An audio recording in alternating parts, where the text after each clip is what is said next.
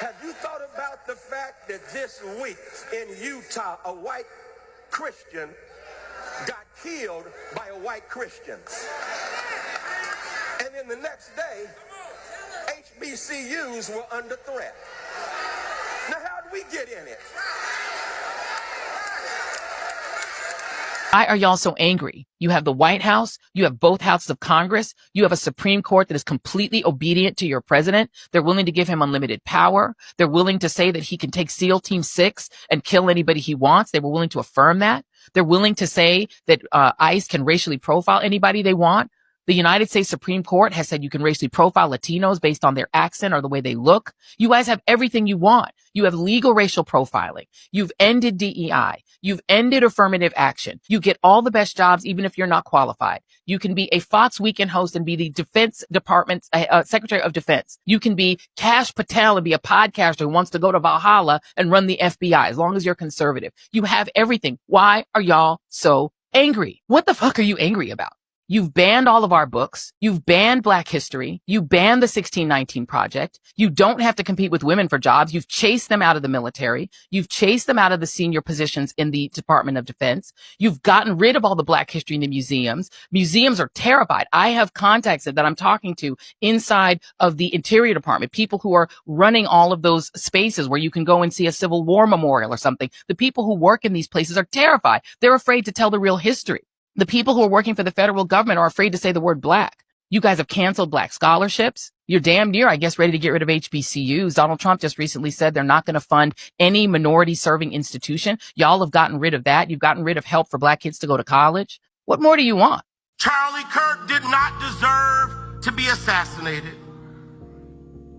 But I'm overwhelmed seeing the flags of the United States of America at half staff, calling this nation to honor and venerate a man who was an unapologetic racist and spent all of his life sowing seeds of division and hate into this land.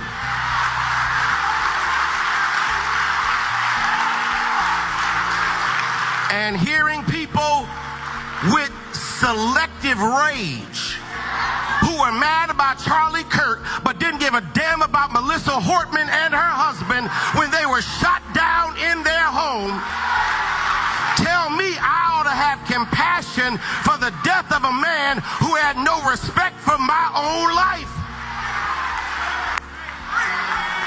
I am sorry, but there's nowhere in Bible where we are taught to honor evil. And how you die does not redeem how you lived. You do not become a hero in your death when you are a weapon of the enemy in your life.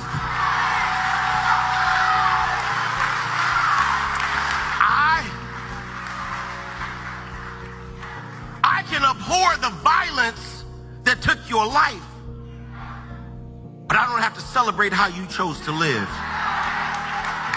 Hello lovelies, welcome back to today's episode. You all remember since Charlie Cooker passed away, this time around there is a lot of things happening. One of them is the way some white people, they are pissed, they are mad at black people, try to blame them on each and everything.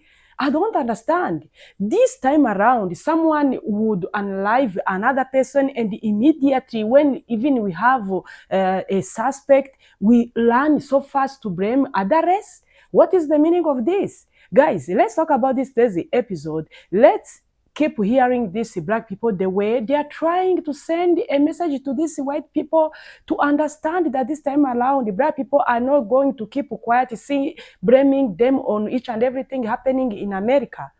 Stay tuned, then we come back with more commentaries. Right before Charlie Kirk got popped, someone asked him, "Do you know how many mass shootings have happened in America in the past 10 years? He replied, "Counting or not counting gang violence." Then pop, he was about to shift the blame for mass shootings on us. And now for some reason, 8 historically black colleges and universities are under threat. Campus lockdowns and all. All this because Charlie got popped in Utah, where the black population is 1.2%. What is it about whiteness that y'all can never blame yourselves? How did you come to the conclusion that you are as sinless as Christ himself? And now they want to put a statue of Lil Charlie in the U.S. Capitol, comparing him to the Reverend Dr. Martin Luther King Jr. Do you know what school Lil Charlie went to? That would give him the authority to speak on religion, to speak on race, to speak on politics. No, you don't. Because Lil Charlie dropped out of Harper College in Chicago. His first claim to fame was stopping a price increase on cookies at his high school. You can't make this up. Then he wrote an article for Breitbart, alleging liberal bias in textbooks. That affirmative actioned him in appearance on Fox Business. This is your king? Because the only one I know is Dr. King. PhD in systematic theology from Boston University. The one who wrote 5 books, who electrified the masses, and didn't have to cut his speeches into clips to do so. You see, what y'all not gonna do is conflate these two legacies. Because Dr. King challenged America to live up to the democracy it claimed to be. Lil Charlie, he just repeated fascism, Christian fundamentalism, without critical thinking, might I add, misogyny, really anything that got him paid. America, not only are we not your scapegoat, you really don't even deserve to live in our shadows. So, why are they protesting and saying white men fight back? Wasn't the shooter a white man, a 22-year-old white man that they're saying is the shooter? So what exactly, who are they fighting? Themselves? No, like for real. Like who are they fighting? They've been fighting all of us for years. They hate us. They hate all the minorities. They hate the gays. They hate Jews. They hate all of us. They hate Christians. They hate everybody. But who are they fighting back now? If they're saying that another one of them shot Charlie Kirk. And then why did the HBCUs have to be shut down and they couldn't go to class because they were getting threats? What does that have to do with black people? I'm trying to figure out how Charlie Kirk getting assassinated or murdered by another white man have to do with anybody at all, especially black people. Oh, are you mad because black people don't feel sympathy or empathy because he was killed? Is that what it is? Listen, there's people across the board that didn't feel no kind of way because he died. I'm not one of them people. I'm really not. As a believer, I don't celebrate death. But I do understand consequences to our actions, our words, our actions, things like that. Stuff happens. It is what it is. Did he deserve to die? No.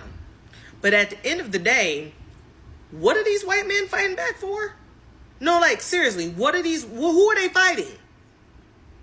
Because now it's more of a race war and it has nothing to do with us. They were looking for any excuse whatsoever to stir the pot.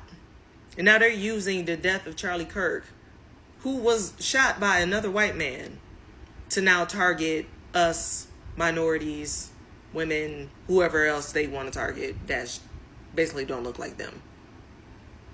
Welcome to America. Ain't nothing changed.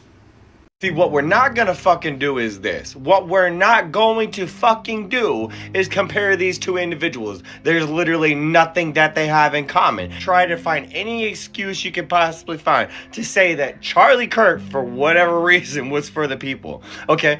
He was for his own opinions. Okay? He was for his own ego, and that ego got ahead of itself and jumped out of line when he realized he was too late. I'm just being realistic. Have you ever wondered why Malcolm, right, doesn't have a holiday, but Martin Luther does? And although Martin Luther was a great activist in himself, when he got out of line and started actually talking about another specific situation that's once again in the Middle East involving one specific fucking group like it always does. And the reason I'm bringing it up is because if you watched the Charlie Kirk show just a couple of nights ago, you could see that he was questioning the narrative while talking to Ben Shapiro out of everybody. And did you see Ben's face? Because we should all know who Ben is by now. But see, that's one of the mentors, right? That's one of the ones that you can't touch.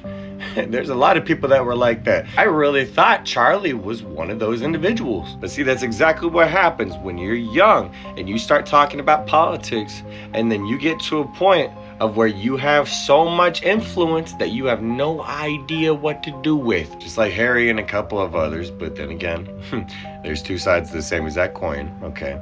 It involves both sides. And what happened to Charlie Kirk is the result of pure division. And I'm sorry, but one of those individuals in the photo deserves empathy. And I'm sure you're aware of which one that is. Charlie is literally an advocate for trying to convince people that empathy is this weakness, or empathy doesn't even fucking exist. Who says some shit like that? I mean, I can sit here with you and provide, I don't know, thousands of hours of evidence of why this man would receive some sort of karma. And I'm sorry, but he just doesn't deserve to be brought up in the same exact conversation. So a white man unalives another white man. This is a case of white on white crime. And somehow there are bomb threats sent to HBCUs. How does this happen? Let me tell you how it happens. White folks look for any and every reason to blame any and everything on anyone non-white. How many times have these same individuals, when a young black person, a young brown person passes, when they're unalived unjustly, when they're abused, when any community that's non-white is abused and oppressed in this country, how many times have they looked down, oh, another one of them died? Oh, well, back to work. Who cares?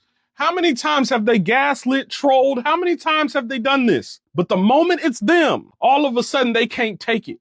Oh, you guys are making fun of his, you guys need to feel compassionate, empathetic. You guys need to care. He had so what? Did he consider everybody else's family when he was disrespecting everybody else's community? We talking about a grade A piece of shit. I don't give a damn about you motherfucking, all you white folks on these social media apps talking about, oh man, I met him, he was a nice guy. Oh, well, he just liked to debate. Oh, well, it's just a conversation. Oh, well, it's okay. You didn't have to agree with everything. It's not about the fact that he debates. There is right and wrong. There is right and wrong. Everything that we say, black folks, Hispanic folks, Native Americans, everything that we say that sounds like disrespect to white people, it is in response to the disrespect that we have received since day one in this motherfucking corrupt ass country. The truth of the matter is you white folks is hypocrites. You're contradictory hypocrites. You like to poke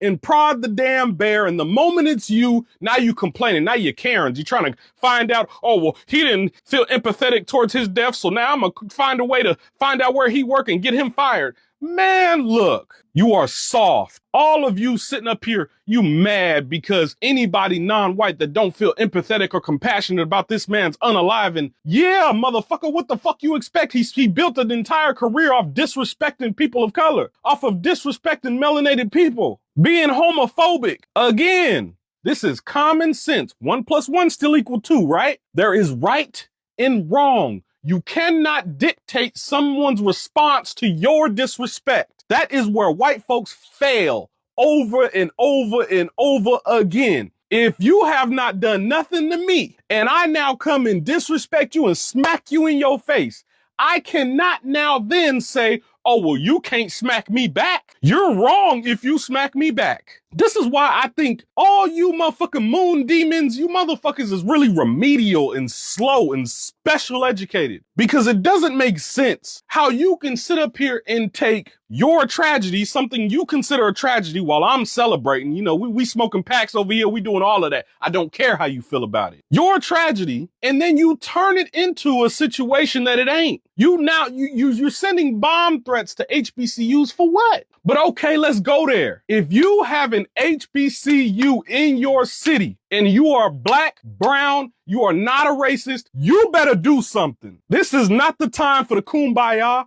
This is not the time for the motherfucking cease and desist. This is not the time for you to just, well, I gotta go to work. No, fuck that. You better not sit up here and let black and brown people suffer for some white on white bullshit ass crime. I don't care if I have to make a video every fucking day. I don't care if I have to show up to every HBCU myself and drive to these motherfuckers. It better be you motherfuckers out there. We have to protect each other. Do you not see what's going on here? It is clear as day. They looking for a reason to put your ass back in chains. They looking for a reason to bring back slavery. They looking for a reason for all you non-racist white folks that claim to not be with the Klan and all that type of shit. Stop trying to convince us that you're not with the Klan. Go do something about the portion of your community that contributes to all this bullshit. Stop talking to us. I don't want to hear your 10,000 reasons as to why we should unite together with white folks. No, that has never done anything for us, but get us exactly where we are. More divided than we've ever been. White men fight back. White men fight back. Here's what I don't understand. Looking at this rally where they're honoring Charles Kirk. White men fight back! White men fight back! White men fight back! I'm trying to understand that. White men fight back against what? Black people didn't have anything to do with this. White men fight back. First of all, what happened to him was horrible, but what does white men fight back mean? I think it was a white man that did this whole thing. So what are you saying white men fight back? Time to blame black people for what? This shit happened in Utah. There were no black people around. I've been to Utah. Not a lot of black people there, so I don't know where they're getting this chant from. White men fight back. What are you fighting back against yourself? All of a sudden, black people are being blamed for what? Now HBCUs have to close their campuses because of threats. Of what? Threats of what? Why are you f***ing with black people? What did black people have anything to do with this Utah shit? All of a sudden you conjure up black people. It's always black people are in danger. HBCU campuses are closing because they didn't do a motherfucking thing. That makes no sense to me. We're in danger now because we didn't do nothing.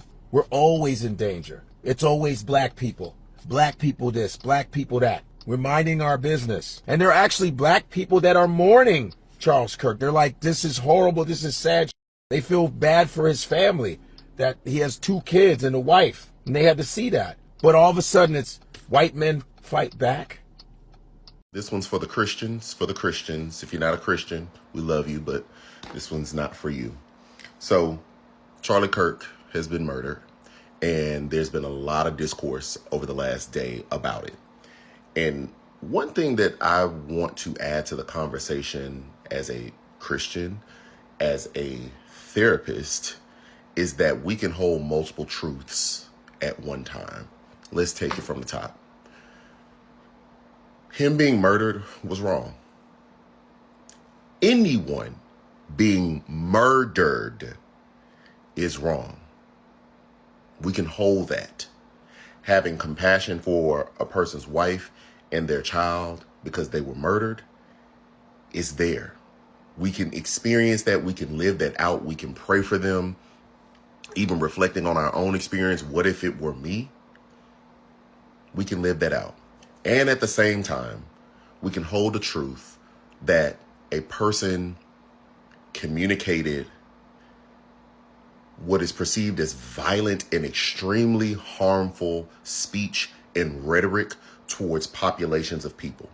That some of the things as a black man that Charlie Kirk has said makes me less safe, makes my family less safe, makes people that I care about less safe. And so me personally, I have found that in this entire moment that I am neither hot nor cold, that I am numb and trying to figure out how do I wade through these waters. And so how do I wade through them? I take it back to God. I take it back to God because he calls me to have compassion, but it's hard to have compassion. It's hard to be compassionate towards a person, an enemy that I have perceived is actively working against me, against people that look like me for merely existing and merely having the imago Dei that you, Lord, have given me. That's hard. It's hard work. It's hard to ask the Lord, why do you call me to compassion? Why do you call me to love when people don't act loving? That's hard work. That's hard work. Jesus modeled it for us, but I am yet a human. It's hard work, but that's what I'm called to do. And so I have had to wrestle with what does that look like, Lord? What is it? How how do I do what you've called me to do? And I'm experiencing real human emotions, numbness to the situation, and have already had a pre-thought about this person, about what they stand for, about what they spew. How do I do that? And I truly think it's okay that I am wrestling with this. And so if you find yourself wrestling with it, it's okay. The key is to give it to the Lord. When you try to see the roots of each and everything, and this time around, after this death, it has caused a lot of talk. A lot of people couldn't even understand what really happened because it happened in a way no one ever expected to see something like this. If you have your own political beliefs, it doesn't mean someone has the right to end your life. No, this is not something we'll come here to say, oh, it's good. No. But this time around, see some people trying to cause fight, to cause quarrel among race. This is something really bad. You can't tell how this time around. You are just sitting there. You are trying to create a protest saying, white men fight back, white men fight back. Let's talk about this incident. Who is the suspect of this man's death? They told us it's a young white man, teenager of 22 years. But when you see these white people saying, white men fight back, white men fight back, what is the meaning of this? What are you trying to say? What are you trying to cause? When we've been here saying people need to unite, these things of division, racing, segregation, they need to stop it. We are in a new era. But this time around, it looks like some other people, they don't want to hear anything like that. They don't care about anything. When you try to come out and say black institutions, you are threatening them to until they shut down their works because you are angry with them, just try to make it make sense. Just try to join the dots. Why each and every time all crimes, they put all of them black crimes, black crimes? I don't understand. I think this time around, black people are waking up. They raise up their voice. No wonder we are seeing these videos for them trying to say, enough is enough. We are not going to keep seeing you threatening us, put blame on us, on each and everything. This time around, things are no longer the same. It was not like those back days. You used to do anything and we are just quiet to see you do whatever you want on us. This is not our ancestors. And for sure, it's true. You can't tell how this time around you are trying to say, oh, what happened. These people, they are happy that Kirk died. No. Which person would come out to celebrate when someone died? The bad party is the ways of people. They are trying to twist it. They are trying to convince, to force other people to come and honor him. And you remember, a lot of people know this young man, the way his beliefs was all full of division here and there. He tries all his best level to make minority that they are nothing, they are trash. We have a lot of speech for him, speaking each and everything from his mind. Though people were just here hearing him, no one ever came out to blame him because each and everyone has his freedom of speech. But this time around, you couldn't come out to say because he's no longer there, these people, they are all people's crimes, it's all of them, they should be blamed. No.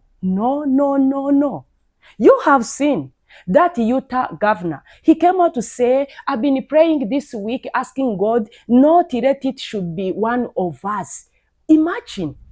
Even you know that the high record of your race, those are the ones who commit a lot of crimes on this land. No wonder you kept saying, you've been praying, asking God not someone will be one of us. But finally, you have seen the results. Even after seeing the results, for you to come out and say, we are apologizing, everyone need to calm down, we need to make a ceremony to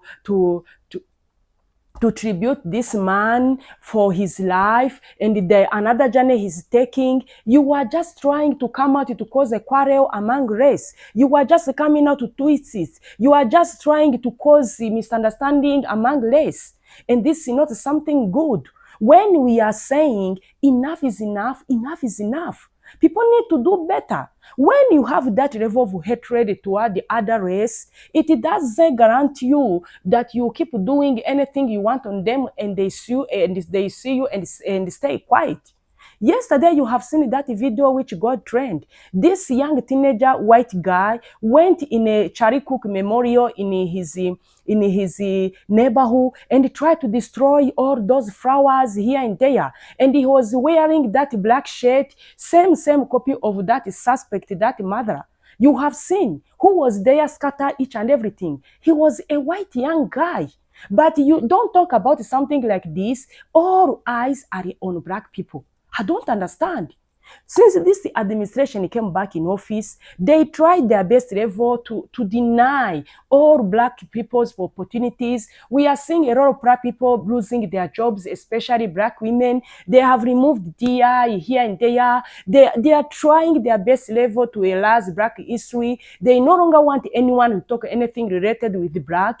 Black people has been there saying, it's okay, do whatever you want. They tried to bring army in those blue cities where there is a lot of blacks. You have seen in Florida, in Chicago, each and everything. Black were just there, sitting, mind their own business. But this time around, see, they are putting more fire to look away, to bring segregation, to cause a quarrel.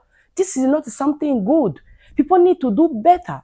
If you grew up hate this race, you need at least to have that human heart to get to understand the meaning of each and everything. When are you going to stop all these things? And you are trying to say people need to honor this person. He was a Christian. He spent all his life to honor Christ, Jesus. It's okay. If he was a Christian, well and good. But you don't have the right to force people to honor them as if it was God. No. It will not happen. This time around, each and everyone is awake. Black people this time around, they know what is really happening on their lives. They know they never been liked. They've been always passed through a lot in those years of hateful here and there. This time around, everyone is fed up. No wonder you will see them coming out to say no. You need to stop all these things you are doing. Guys, let me know what you think about today's episode. Do you think this time around, these people getting mad at black people, they have the right to do something like this? Or they are just trying to look attention? Or they are just trying to see what the black people are going to how they are going to react? Drop your opinion in the comment section. Thank you for watching this episode. See you in my next episode.